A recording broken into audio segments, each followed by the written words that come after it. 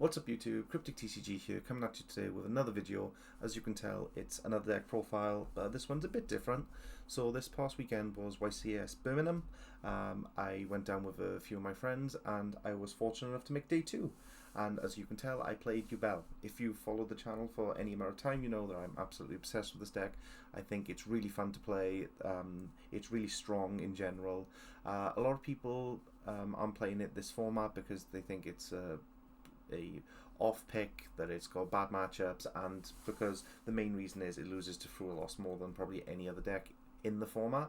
But I think that I built my deck pretty well to play around the format, and I think that a lot of people are underestimating how often you get draw phase Through a Loss, because going blind into the event I never got draw phase Through a Loss because they weren't playing around me just hard making Spirit in the hand. Not Spirit, Phantom, and that punished a lot of people. And if Through Loss is their only interruption, then your full board is just crazy. A lot of people can't push through it, and you just end up taking the match. I played, I think, total 50% of my matchups were Malice, and almost 50% of mine were Ryzeal, split between variants of Fiend and Pure. I didn't play any Mitsurugi Ryzeal, which was unfortunate because I think that deck is pretty cool. My only non-Malice and Ryzeal matchup was I played against one Mermail and one Primite Fiendsmith, which was really cool. I made it to day 2. I won my round 10. I lost my round 11, unfortunately, in time, which, you know, it happens. Can really play around it, but overall I think the deck did really well, and I'm happy to share with you my list. So starting off with the list, standard stuff first, the 3 Samsara, best card in the deck, full combo. Then the Yubels, 2 Spirit, 1 Yubel, 1 Terra Incarnate. I did try playing the list without Terra, but this gives you so much extension that it's just not worth not playing. Regardless of how many times I drew it, over the course of the event I drew Terra Incarnate 11 times, so it happens. But you know, sometimes you can get high rolly and just go all our matchups without drawing this.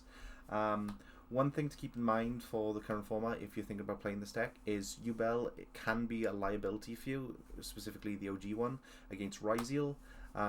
There were a lot of times where I summoned Yubel, but I had to summon in defense mode, because if you summon this into attack while Nightmare Paint's up, if a Ryzeal opponent attacks into this, this is a mandatory effect to burn them, so they can chain the detonator to pop your Nightmare Paint. Also, they can make this miss timing, especially with Grave Squirmer, because if this is on the field and you go Grave Squirmer, they can chain detonator pop this. This will be pop chaining too, so it will miss timing. Just something to keep in mind if you want to pick up the deck, or if you're playing it and you just want to know more niche interactions. 2 Grave Squirmer. The main deck count is 41 cards. This is the 41st. I tried it with 1, but I missed it so much, and I just thought, screw it, I'll just play the extra card and just deal with slight less inconsistency. But it does help hide the Terra Incarnate a bit better. Granted, I did draw it 11 times, but in theory it does help with that. But yeah, these are the Yubelmons, standard stuff.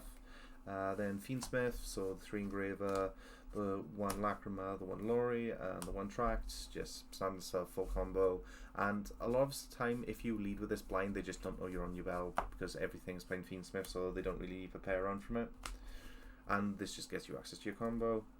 Then for the Beckoning Beast engine, I played 3 Dark Beckoning Beast and 2 Opening. I know these ratios are a bit weird because I'm not playing the Summoning Beast. My logic was Ryzeal is going to be everywhere, so Opening is a worse draw because you can only activate 1 per turn, and then as soon as they pop it, then it just dies. With Dark Beckoning Beast, it's better because if you start with this and they pop it, you can bait out another pop with this, so that way you're using 2 of their material. Another thing is, because we're not playing Summoning Beast, it means the Dark Beckoning Beast is the 1 card combo, because this into this into this. This does mean you are playing Almirage, but I was playing Almirage anyway because I think it just helps the deck a lot by making early SP plays. So I think this is the best ratio for the current format. It does suck not playing 3 of this because this is an incredible card, especially if you can get multiple of these into rotation, because the effects aren't once per turn, just the activation is. But I feel like for the current format, I think this is the correct ratio to play, and I was more than happy with it. Very rarely did did I draw opening. When I did, it was fine. The Almirage line, it locks you into Fiends, but your M board in the Fiend lock is still pretty decent. So most of the time you're fine, and normally you're backed up by a few hand traps, so it doesn't bother you that much. Unchained stuff, Chamber and Shavara. I did test Escape. I just didn't think it was worth it. I didn't encounter any Dark Rulers, so flipping this up to play around it with Desiree didn't come up. It did come up for Droplet, which I'm thankful for, and I think it's just the better trap overall. Hand traps / non-engine. So 3 Ash. Furlos does exist even if they don't shotgun it, so you just need this to play around it, and I think it's just decently good in the format. 3 Furlos. I drew it twice, and once it got called by it, so I mean it's a solid card, but just yeah. 3 Imperm. The MVP of the deck, I think, was 3 Maltronus. The night before the event, during testing, I was testing against Malice a lot, and the Griffin lock was something that happened to me constantly, and because this was Effect Veiler, because I just wanted more stuff, more targeted negation, I just didn't have an out to it, but putting Maltronus in the main was a godsend. Every time my Malice players want the dice roll, they made Griffin, and Maltronus just give me an answer to it. Against Ryzeal, you can hit Detonator. I'm not playing a Detonator for it. I'm playing Underworld Goddess instead of Typhon, so it gives me answers to that. Against the Mirror in general.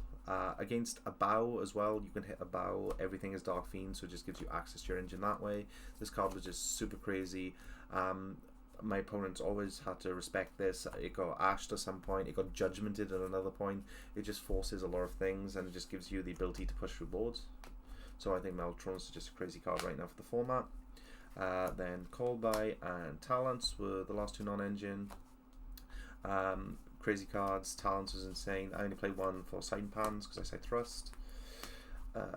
Then for the Yubel spells, so Nightmare Pain, Terraforming, and then the 3 Nightmare Throne. I really didn't open this much at all. I think I only saw Throne Access like 4 times throughout the entire event, as in just 4 games, and like it performed really well. Then we cycled back Phantom.